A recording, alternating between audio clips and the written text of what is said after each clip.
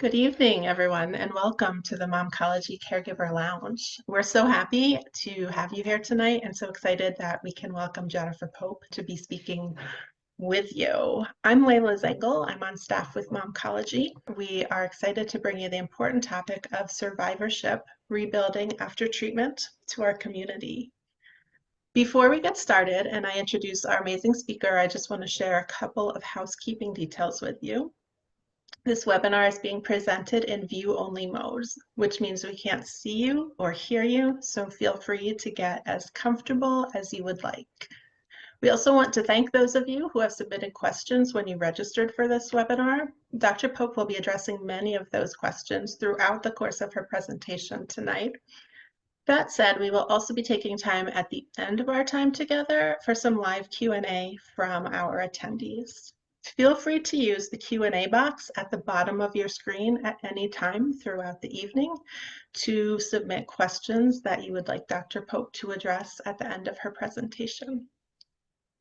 With that, I would like to welcome Dr. Jennifer Pope as our presenter tonight.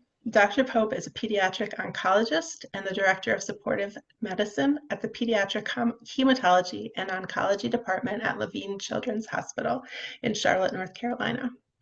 We'll be posting her full bio in the chat, and I'm sure she'll tell you a little bit about herself as she gets started. So with that, welcome, Dr. Pope, to our couch. We're so happy to have you with us, and I know that tonight's topic is one that's going to resonate with so many in our community.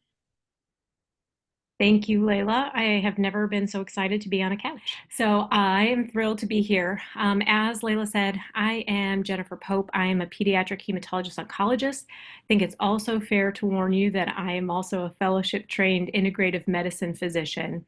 I practice in Charlotte, North Carolina, and a majority of the patients I see are cancer survivors. So as you can imagine, this topic is near and dear to my heart. At last count, I have seen over 1,000 pediatric cancer survivors in my time at Levine, which is just such an amazing milestone to surpass. So a lot of what I share today is opinions and things that I have collected over my years here in Charlotte, though I will also admit that both during my training in medical school, residency, and fellowship, I had mentors who were also survivorship physicians that left a marked impression on me. So without saying much more, the other thing I think that's really important to know about me is that I am a mother.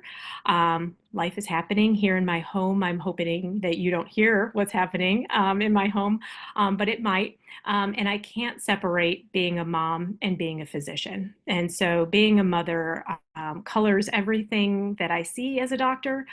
So that perspective will always be apparent to you probably also. So tonight, what I really hope to cover is first getting us all on the same page. The word survivorship can be confusing, and certain people use it at certain times along the treatment continuum, and I just want to make sure that we at least start on the same page. I want to talk about that transition from on therapy to off therapy and the expectations that many people have, you, your child, the community, and what really happens in those transitions to survivorship. I, of course, want to focus on the importance of survivorship care. That includes how we support survivors, the surveillance that's required after your treatment is done, as well as prevention of late effects and future cancers. And then sprinkled throughout my talk will be resources that you can use no matter where you are in the country. I was very specific not to use those that are just specific to my institution or my state. So a pediatric cancer survivor, technically defined by the National Cancer Institute, is anyone who was diagnosed with cancer before the age of 18 from the time of diagnosis and through the rest of their lives. I think it's really important to stress this. You know, I don't know what your particular experience has been, but in the pediatric spaces, at least the ones I've been in, there seems to be a stress that you're not a survivor until you have finished treatment.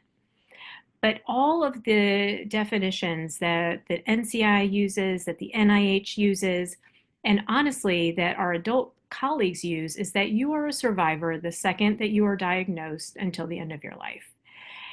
Now, cancer survivorship and the care of cancer survivorship includes living with cancer, through cancer, and all those years afterwards, and really should address not only the physical, but the emotional, social, and financial impacts of cancer on not only the patient, but their loved ones as well. And tonight, while I said I was going to focus on survivorship, I'm going to focus particularly on that period of time after treatment has ended. And so that we're all kind of on the same page. So, really, what I'm talking about tonight is how we get from here to here. Okay, because that always is my dream as a survivorship physician, is thinking about what my patient needed to cure their cancer and how I get them to be a healthy old person. But I don't want to forget all of those very important milestones in between, because what is truly important is figuring out for each individual child what their dreams are and what we're trying to do now that cancer is done.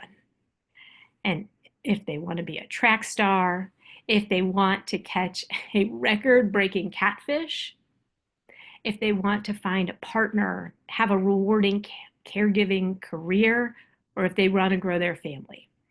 This is the fun of the survivorship period. It's figuring out how we can get our patients to be the healthiest, most successful patients they can be, given the treatment they needed to cure their cancer.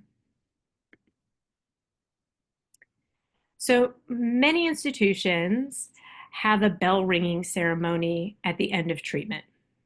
Most of the time, this is something everyone is looking forward to. Patients, parents, grandparents, extended community, care team, we're all so excited to kind of finally cement the end of treatment with this ceremony. And oftentimes, even though it is such a joyful moment, the moment we've all been working towards since you first heard the words that your child has cancer, it can often feel not as joyous as you expect. And this is because this is a major milestone, and we easily gloss it over as a celebration, which it 100% is. And it is also a time of turmoil, right? We're going from this kind of fight mode, if you will, where we're actually doing something all the time to try to cure the cancer, to this very scary new place of surveillance mode and making sure the cancer doesn't return. That is a big mental stumbling block for many people. And most people feel many, many ways at that moment. And that is the most normal, because people are excited and they're nervous, they're grateful and they're grieving, and they're at the same time hopeful and terrified, and every feeling in between. And all of those are perfectly valid, not just the celebratory feelings.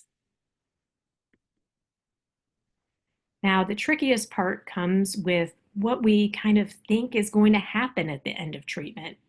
And so, for many kids and their parents, they expect that they ring that bell and things go back to normal.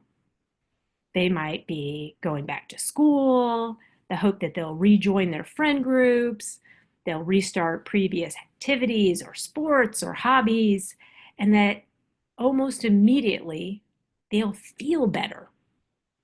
And everyone, most of the time, is looking forward to enjoying more time away from the clinic and the hospital. For most people, however, the reality is that no one feels like they did before cancer. You've gone through a life-altering experience. The second a physician looks at you and tells you your child has had cancer, sadly, you are forever changed. And for most, transitions are tricky. I think we underestimate the rigors of school, right? When you think about a child who has been maybe confined to bed often or a hospital room, or even just doing homeschool or homebound school within their house, even when you think about the steps that they take on a daily basis, compared to the steps and how rigorous it is to go up and down the stairs of, say, a giant high school, physically, it's really demanding to go to school. Never mind how mentally taxing it is to make that transition back. Most of the time, for our homebound students, they are asked to get general concepts and not practice or read or do very many things for multiple hours in a row, which is what they're going to be asked to do when they transition back to school. And then we layer on top of that the emotional toll of returning to school feeling different, maybe looking different, maybe having different abilities, and being stressed about all of the changes that have happened since the last time you were there. That's a big ask. Friends often shift for kids who have had cancer. While some may have stuck by their side, things happen.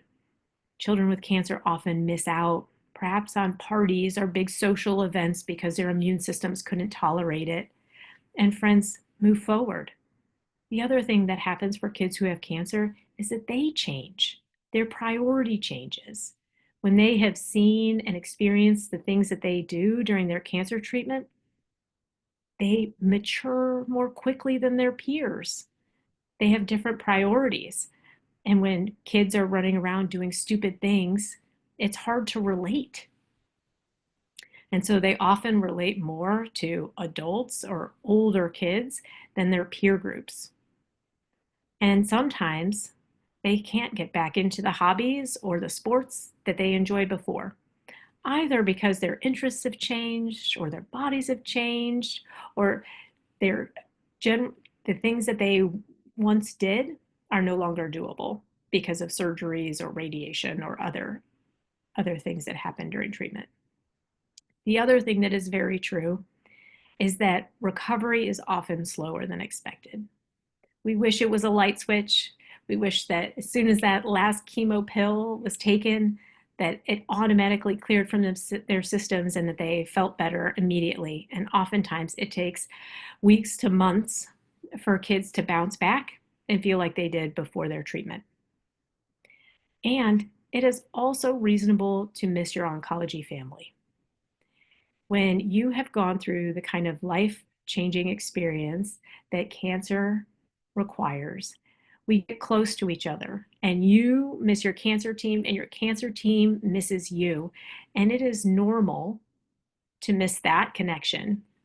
It is also normal to be worried when you aren't constantly reassured by labs and exams and imaging studies that happen in the course of a oncology visit.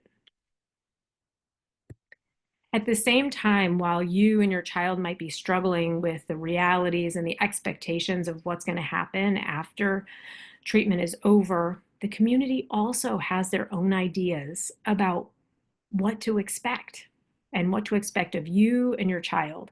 Many times, communities, and that includes school communities, church communities, friend groups, neighbors, will expect that you and your child will go back to how you were before cancer happened to you, and that you will feel celebratory and grateful now that it's over and that you can put cancer in the past. For most people, however, you realize that you're forever changed, and you are grateful and at the same time nervous. And how could you not ever be nervous? Cancer, sadly, while you would love to put it behind you, is a shadow that just keeps sticking to you and follows you around. So, what to do in this space? The first thing I recommend is that you just breathe. Okay, this is a major life transition, just like having a baby or getting married. Um, we don't adjust overnight, and so we just have to breathe. And we all have to acknowledge all the feelings that are happening and not just pick out the good ones, the celebratory ones, the grateful ones, but acknowledge those little voices of worry or fear or even anger that you and your child had to do this to begin with. All of that is valid and fair.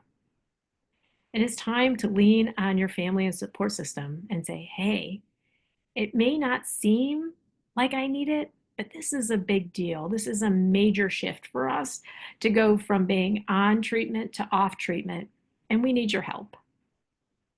It is super important to connect with other survivors like you are this evening, because the other tricky part is because childhood cancer is so rare, oftentimes people don't have other survivor moms and dads in their community to lean on to know what's normal. Is my level of worry normal? Is it normal to be a little bit angry? And when you can't ask those questions to people you know, it's hard to know what is normal and what is not normal. The other thing I would encourage you to do is to relax into your resilience. You and your child and your family made it through treatment. Holy moly, are you resilient? If you can make it through that, you will also make it through the transition to survivorship. So, how can we make the edges of that transition just a little bit softer? First, do what you know and take care of the basics. Feed your family. Whatever it is totally fine. If all you can do is run through the drive-through, you're feeding your family.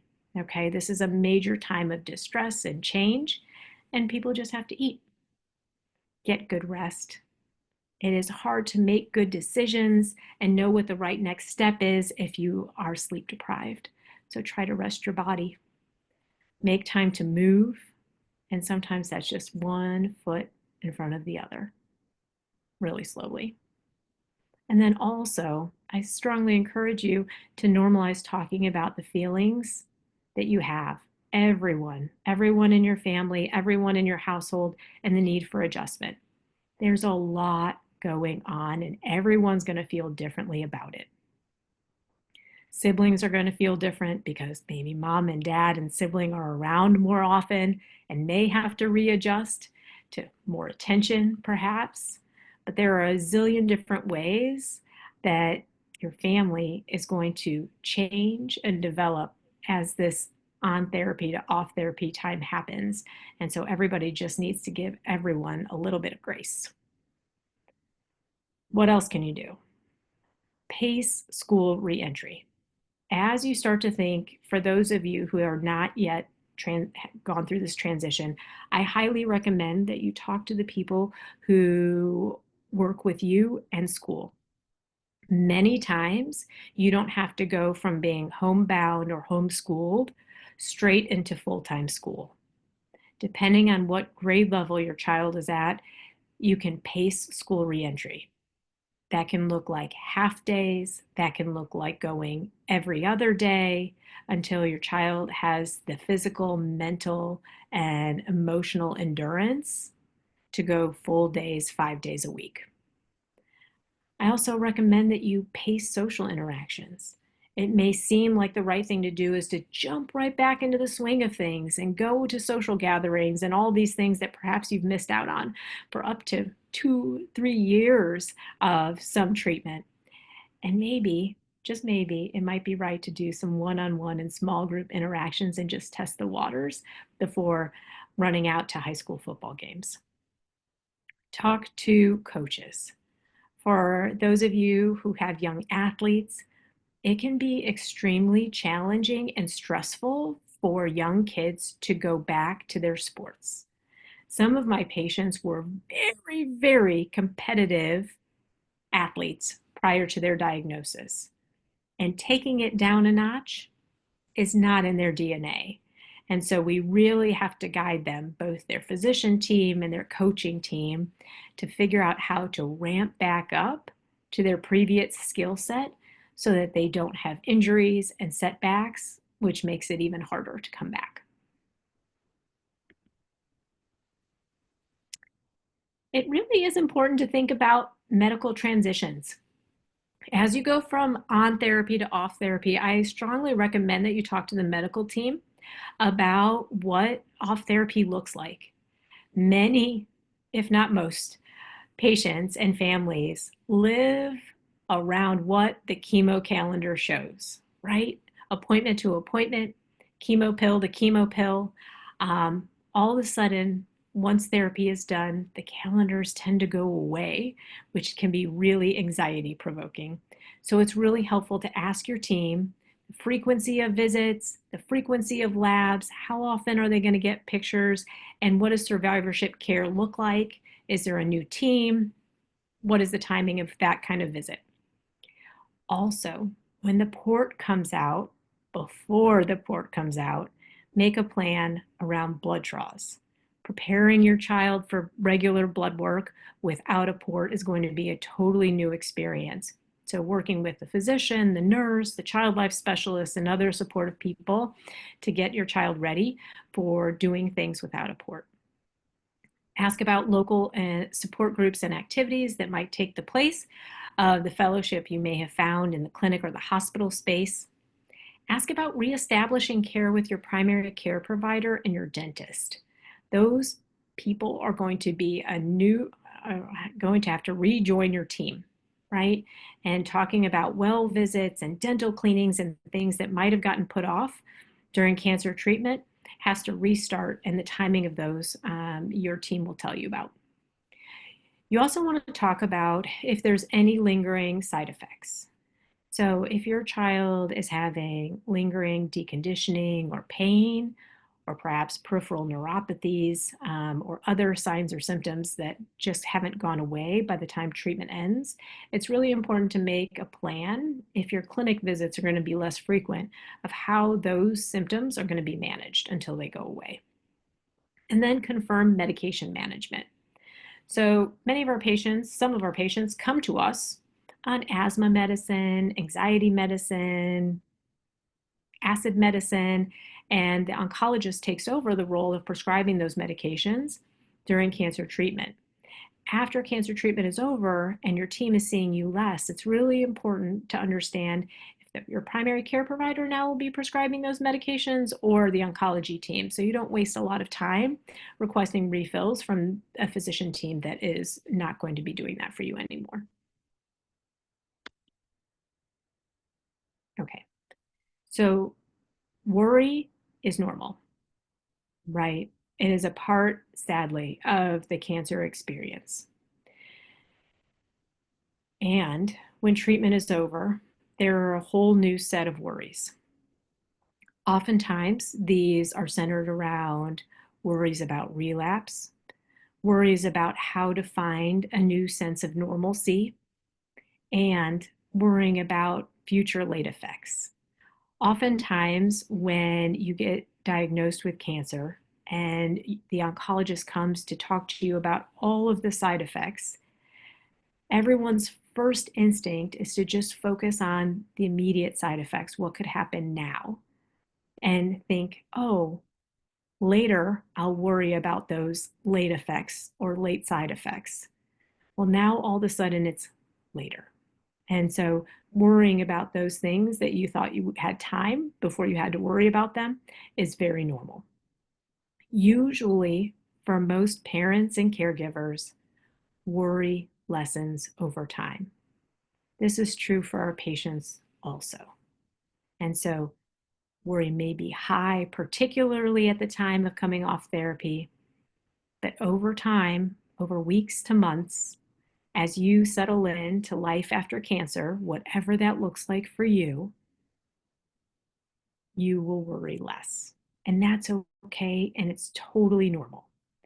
It's also normal, though, as you start to worry less, that there are some things that are triggering. For instance, anytime your child has a symptom that is similar to when they presented with cancer, that will trigger a whole spiral of worry, and that is normal. Sometimes diagnosis dates or even smells, hospital smells, or food that you used to eat when your child was getting chemo can trigger worry as well. And that is normal and will lessen over time as well. However, unfortunately, medical trauma and PTSD is real. And some children and some caregivers, and sometimes both of them, have more than just a little bit of worry. And that can look like pervasive thoughts when you're trying to work or your child is trying to do school or other activities of daily living. It can come up as physical symptoms, really severe pain, especially GI side effects, vomiting, diarrhea, chronic headaches. Panic attacks can happen for some patients and caregivers, as well as an inability for some people to even return into the medical setting. I have one survivor who has so much PTSD, he can't even come into my office. We have to do virtual visits. And sometimes both parents and children can have extreme fight or flight responses to getting medical care, where they don't even seem like that they are your child during a blood draw or just during a clinic visit, because they're so traumatized by the experience that they had during their cancer therapy. There are many, gratefully, options to help. Okay. I always recommend starting with your medical team to understand what the mental health resources are at your center, whether there's psychologists, psychiatrists, counselors, and things that understand cancer survivors in particular and can be a resource to you. Psychology Today we'll walk through in just a minute. I think everyone should be in therapy at least once to understand how positively it can impact your life. To have an observer and a helper who's not immediately involved in your experience is extremely helpful. And we'll walk through that in a second. Local support groups can be helpful. I particularly like Elephants in Tea. They are a group who supports adolescent and young adult survivors. They have a beautiful website. They put out a wonderful magazine. They have blogs and webinars for survivors. Stupid Cancer is also a great choice for adolescent and teen cancer survivors, and they actually have CancerCon. We'll talk about that in just a second. Cancer Care is a more well-rounded, I would say, support. They have navigation, counseling services, financial counselors as well. And then Imerman Angels actually sets up one-on-one peer support based on diagnosis and age for those who are trying to connect to someone who really understands what they've been through. Okay, we tried this out earlier. I'm hoping it works again. I want to walk you through how to use Psychology Today and say a few things about finding a therapist. Okay, so you might think I'm a little bit crazy, but finding a therapist is an extremely personal and important choice. And so when you do this, this is like the most amazing resource. So you will notice it's psychologytoday.com, and right on the homepage, it says find a therapist. And all you have to do is put in your zip code or your city. Just for giggles, I'm going to put my hometown in. And all of the available therapists in that city are going to appear. Okay. Wow. Okay. That is really overwhelming. The next important thing is there are filters. So you can say what you are looking for. So what either you are looking for or your child is looking for, and filter by that. So it could be ADHD, anxiety, it could be trauma and PTSD, like we alluded to earlier. Some people, every person has a feeling about their own therapist. If your child or you feel more comfortable around a woman, a man, a non binary person, please select that also. Here you can select specialties. So if your child is young, you can put child. Teen is also available. And then, even more importantly, you can select by insurance. Okay. So after you do all of this filtering, a limited number of therapists is going to pop up. And here's what I recommend. I actually give this handout to most of my patients. When you have filtered through all of these therapists, I want you to do it if it's for you, or your child to do it if it's for your child. Just scroll through. Just like when we meet new people, we have like gut instincts about warm feelings towards people, or like you get this feeling like, oh, not that person. That person doesn't look like they're for me. That's okay. These therapists will never know that you feel that way. So scroll through and immediately remove anyone who looks like they're not a good fit or don't feel right to you. And then I recommend coming up with like 3 sentences you feel really safe sharing about what's going on with you, or if it's your child or teen, having them come up with 3 sentences they write authentically in their own voice. Because under all of these therapists, they have an email. And you can send them an email and say, hey, hi, I'm looking for a therapist. This is what I need help with, dot, dot, dot. And these therapists are going to respond to you. Again, just like you had these instincts and feelings about just looking at their picture, you're going to have feelings and instincts about their response, which is really important because some people respond really well to therapists who are warm and validating of feelings, and some people respond better to therapists who are more directive. And so their response is going to show you their personality and their approach to your issues. And so this will save you hours and hours of time and failed attempts at finding a therapist that's good for a good fit for you or your child. So one of the questions was about continued medications. Okay. Some, unfortunately, patients, after they finish treatment, they're not done with medicine. Okay. And you know more than anyone else how many pills and medications your child has had to take during the course of therapy. Literally enough for 4 to 40 people's lifetimes, right? And so it is very normal for kids to want to be done with that experience. And in some cases, it just absolutely cannot be. All right. So, in the case that your child or teen does not want to take medication after treatment, number one, talk to the provider who is prescribing the medication. Make sure that you are getting the right dose that minimizes the number of pills that they have to take and also minimize the side effects. So if your child is having any side effect from that medication, please inquire if there are alternatives that would have less side effects, or if there is a way to dose the medication, time the medication with or without food at night or in the morning, that would minimize side effects and make it all more tolerable. Please ask those questions. Also, you need to explain the rationale to your child, and for those who are really biting and not wanting to take it, you have to monitor compliance.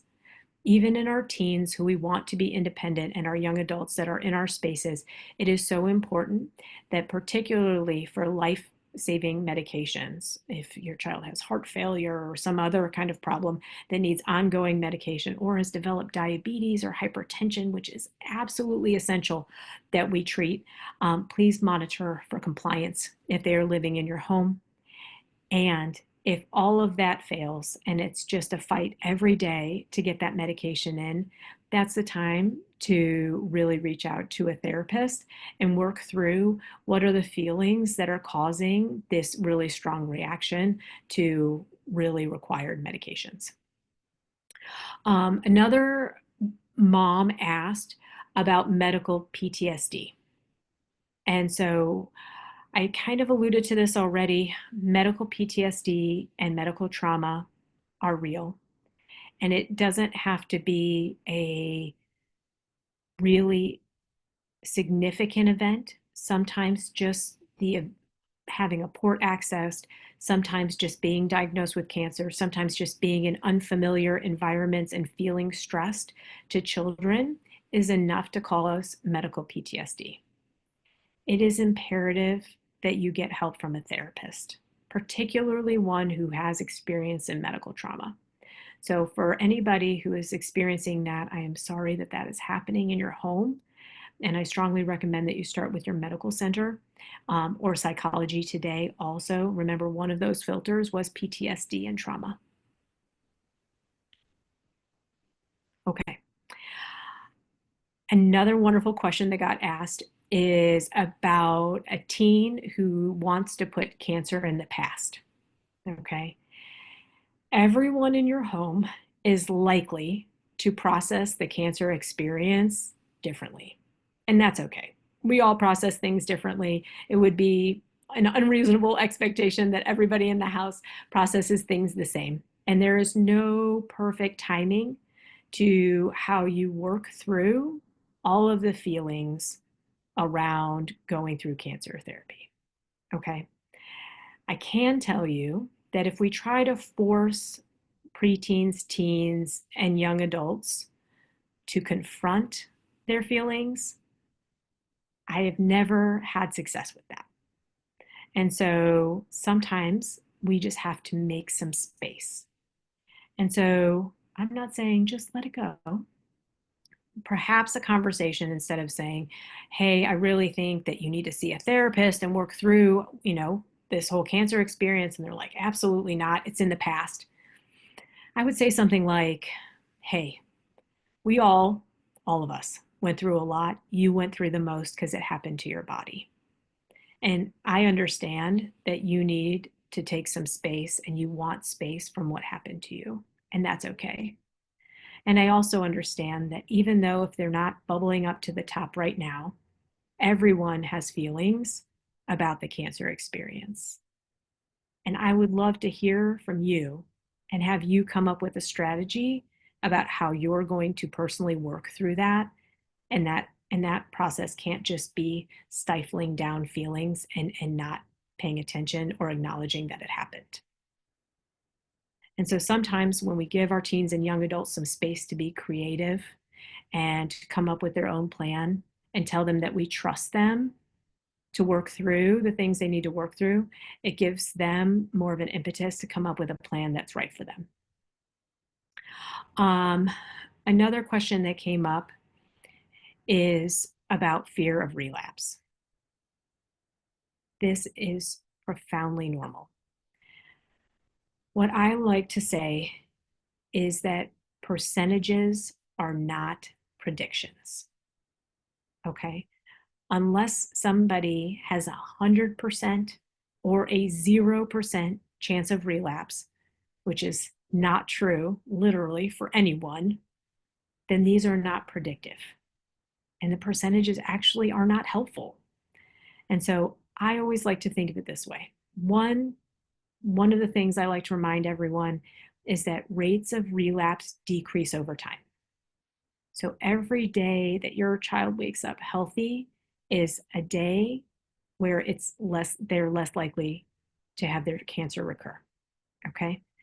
And for most people, their likelihood of cancer recurrence decreases dramatically over the first 2 years of their off therapy time and will get as close to zero as you can possibly imagine by 5 years from the end of their treatment, depending on their disease and their disease course. Okay. The other thing I like to remind parents is You and your child have done everything that we know how to do to cure their cancer, right? You showed up to every appointment. You took all the pills. They got all of the IV medications. You literally couldn't have done more. That's an amazing thing, okay? Your team also is going to watch you like a hawk, and they're going to take every worry that you have seriously, okay? And the other thing to keep in mind is even in the small chance that relapse happens, which is the worst case scenario, most of the time a cure is still possible. So please do not give up hope, okay? I also really like to remind people, particularly at the end of treatment, that you have always known your child the best. Always. It doesn't matter how much of your child's blood work I've seen or how much of their insides I have seen with CT scans and MRIs. You have always known them better, and you will always know when something is going on. Your mommy spidey senses are so real and so valid that I trust you implicitly. You should trust you too, because you will know if something is not right and you will alert us and we'll work together to figure it out. Okay, so now I want to shift just a little bit and talk about really the nuts and bolts of survivorship care.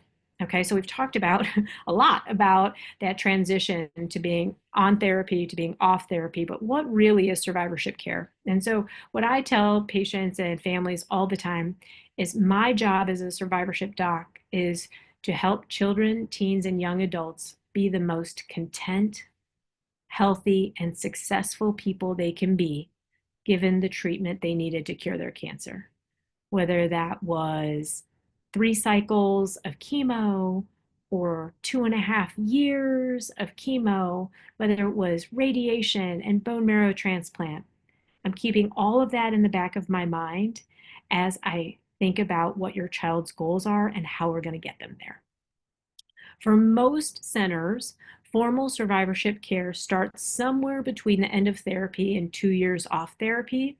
The Children's Oncology Group recommends that formal survivorship care starts at 2 years from the end of treatment, and every institution is different based on the number of doctors they have to see those patients and the expertise at your center. So sometimes I've even seen a center who started survivorship care at 5 years from the end of treatment.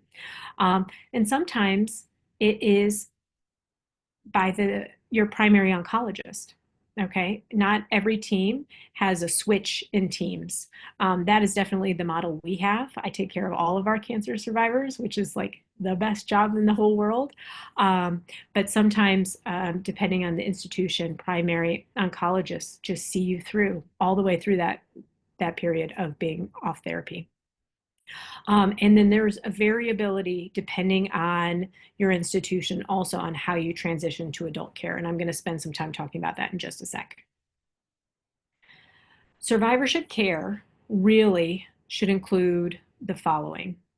One is a treatment summary. Okay, so you may have been diligently adding to your binder through admissions and outpatient visits and surgeries and collected all of those things. But it is really, really helpful to have a concise treatment summary that includes the date your child was diagnosed with cancer, their diagnosis, all of their treatment, including the types of chemo, the radiation fields, radiation sites, surgeries, and the details of bone marrow transplant if that was a part of the plan. That kind of concise treatment summary allows you and your child to take that to your pediatrician, your dentist, to other subspecialists you might need, or even to adult care later, or as one parent asked, to college, or when you travel, honestly, so that any physician taking care of your child will know enough to take really great care of them. Survivorship care also includes the treatment and management of lingering side effects of chemo, and we often phone a friend and subspecialists to help us with that. It includes the education and prevention about late effects that are specific to the chemo, radiation, and transplant and surgery that your child got. It includes surveillance for cancer recurrence, monitoring for late effects, mental health screening, financial and insurance counseling, developmentally appropriate education for your child. Remember, a cancer survivor literally can be an infant to a young adult, and I have had all of them. And so some of our patients were diagnosed so young that they have no recollection of their treatment, nor why they have scars on their body. And so our patients need to be educated about what happened to them before they even had memories. And survivorship care should also include school intervention, which means a discussion about school performance. School intervention is key.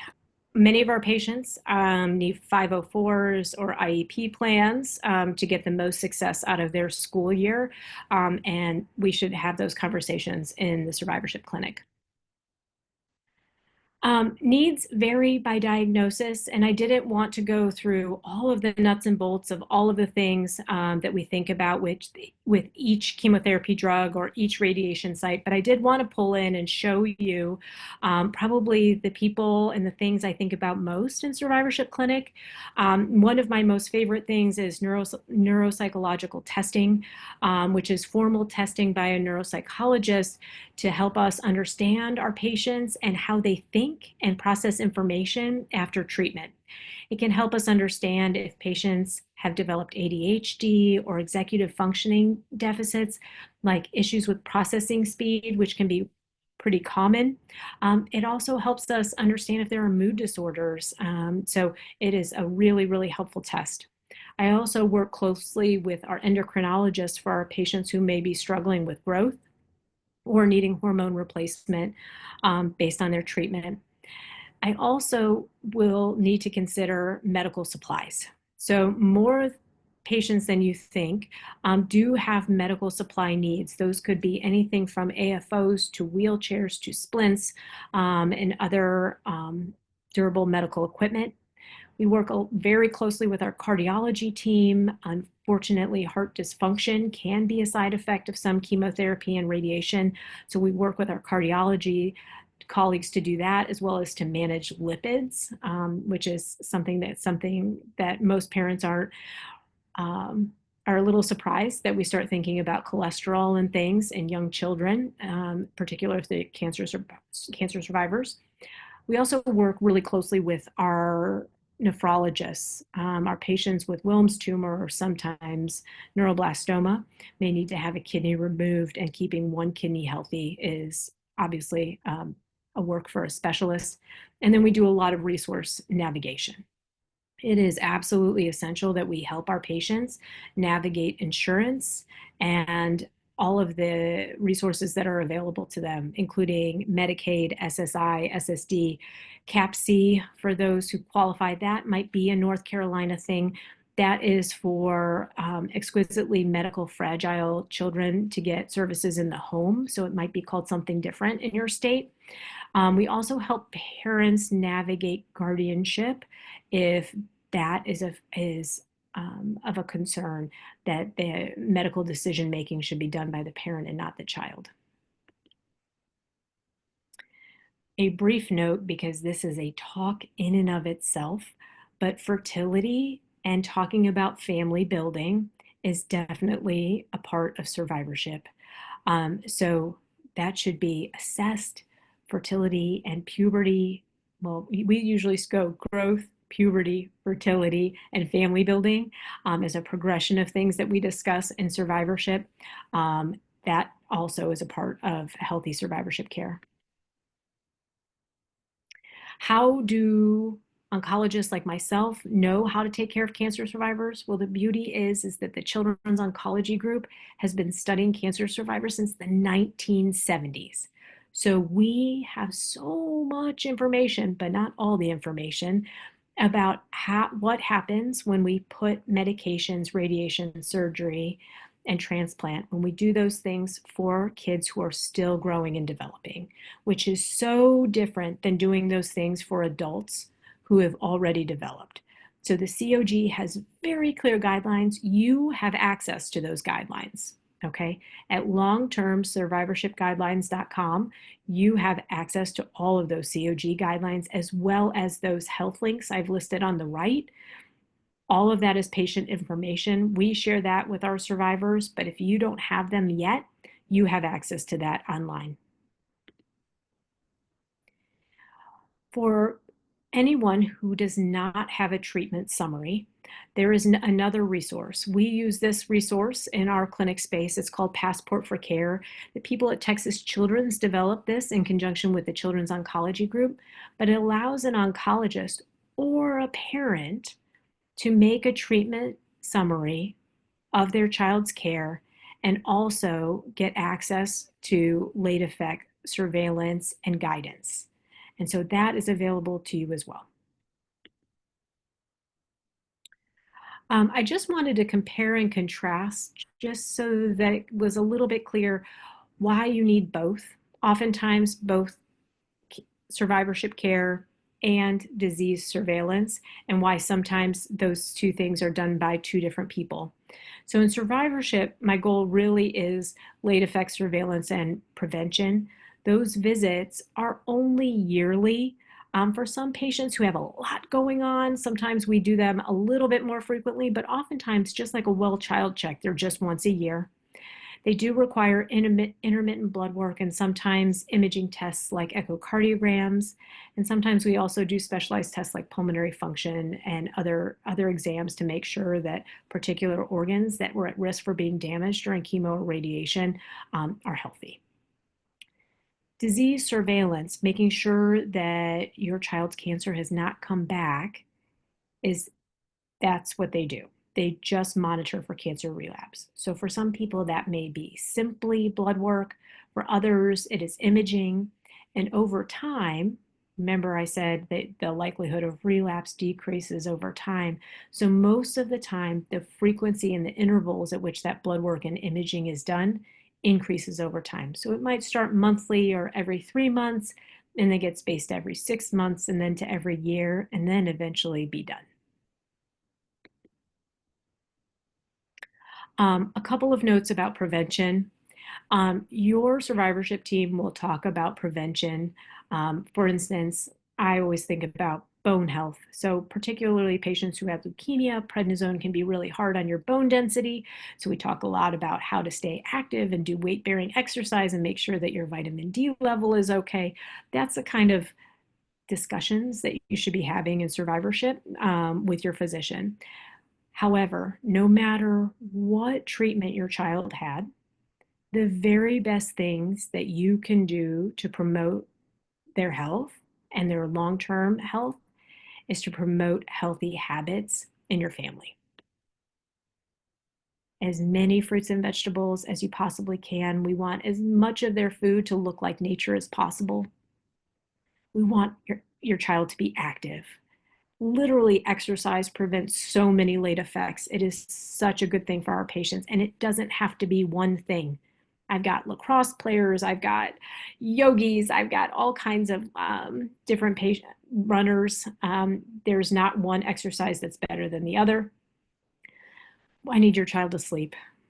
Sleep literally affects every single organ system, and if they're not getting the right amount of age-related sleep, they are going to have more late effects and have more issues over the long run. And they need to deal with stress.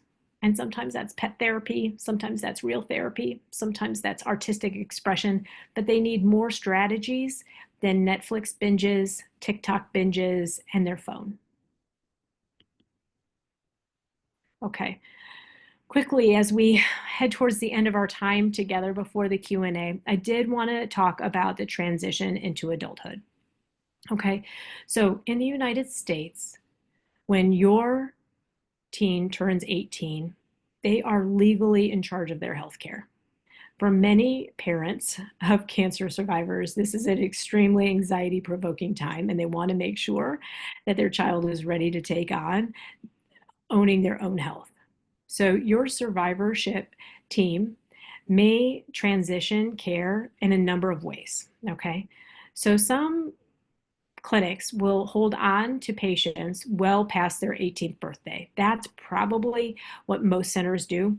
But at some point, they're going to have to transition to adult survivorship program. So they may transition you to a primary care provider. They might transition you to an adult oncologist, or they might transition you to a survivorship specialist within the pediatric or adult care center. So maybe an internal medicine doctor trained to take care of childhood and adult cancer survivors or something like that. No matter what, someone needs to care for your child who understands that they're a cancer survivor and need ongoing surveillance, and your team is going to spell that out and tell you how that happens. I also like to remind parents that even though they legally can go to those appointments by themselves, you are always welcome in those spaces. So there is actually a national resource in the United States to help doctors and young people and their families transition from pediatric care to adult care, and it's called Got Transition.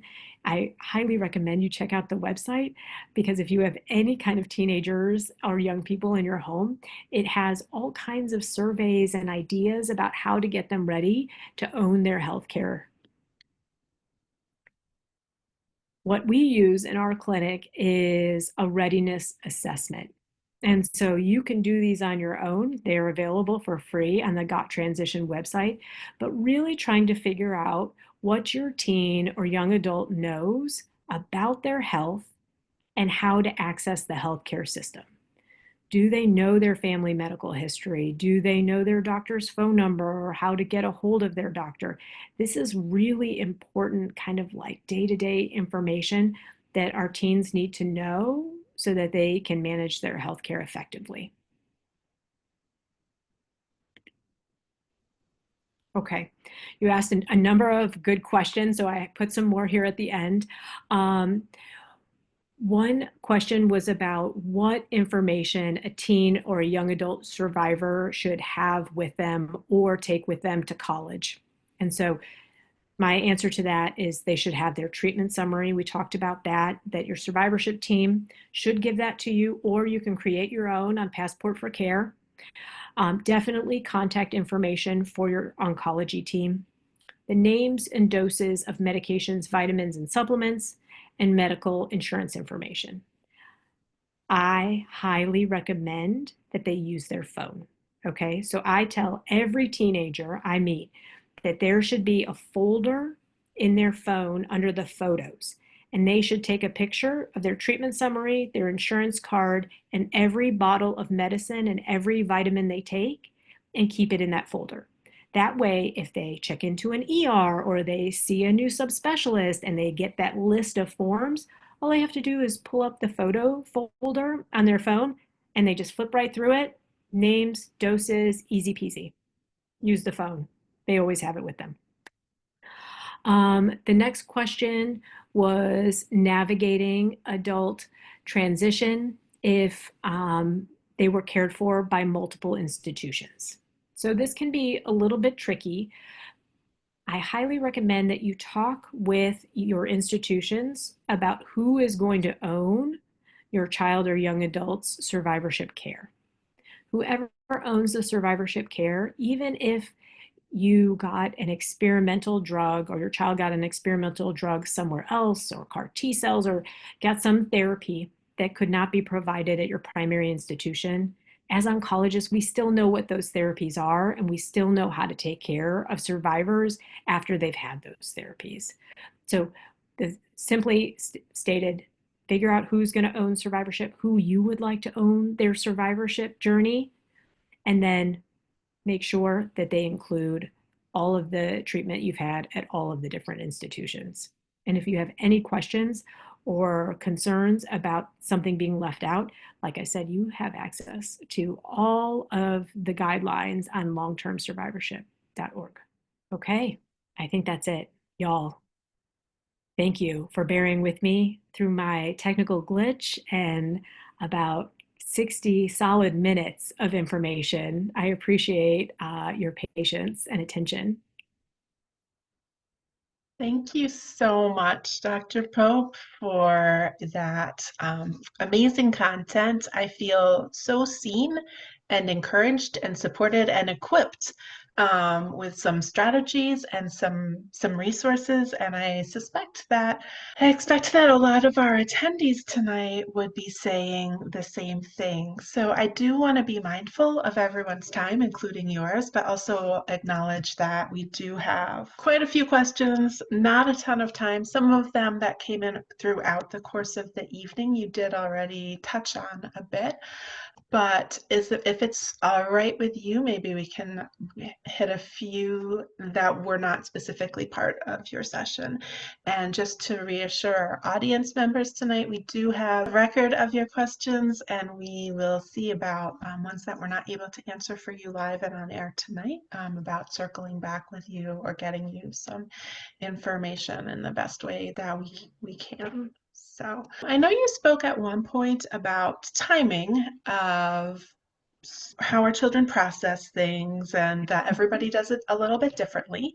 And I'm wondering if, looking at one of these questions, we do have a mom who's concerned that her child's super traumatic, extreme illness, when she was 6 is Yeah.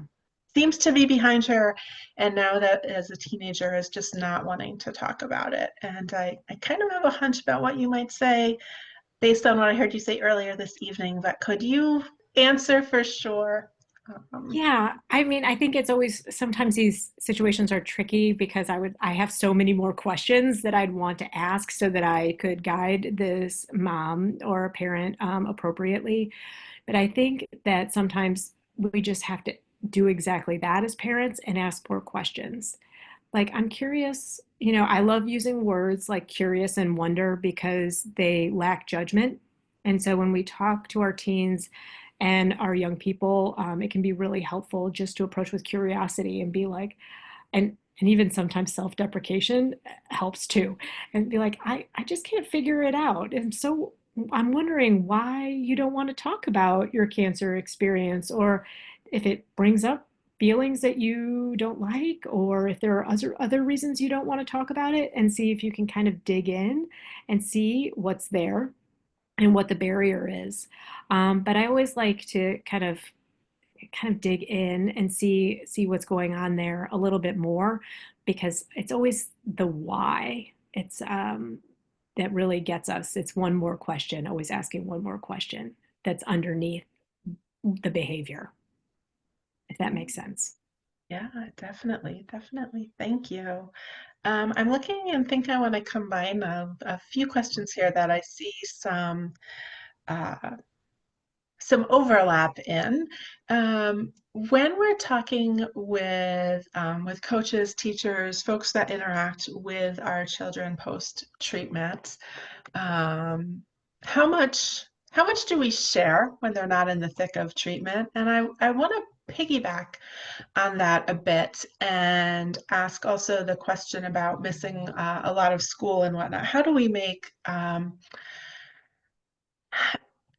advocate and what information do we share on behalf of our children in a way that is supportive, informative, but respectful of their space and privacy and allows them to be normal kids as much as they can.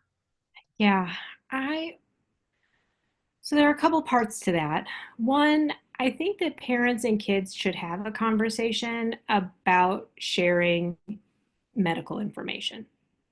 And I think as parents, we have to say, hey, what feels right to you? And how much do you think your teacher needs to know? How much do you think Coach X needs to know to help you be the best soccer player or to be the most successful student in their space? Like, what do you think they need to know? And what would you feel comfortable with, and give them a little bit of power?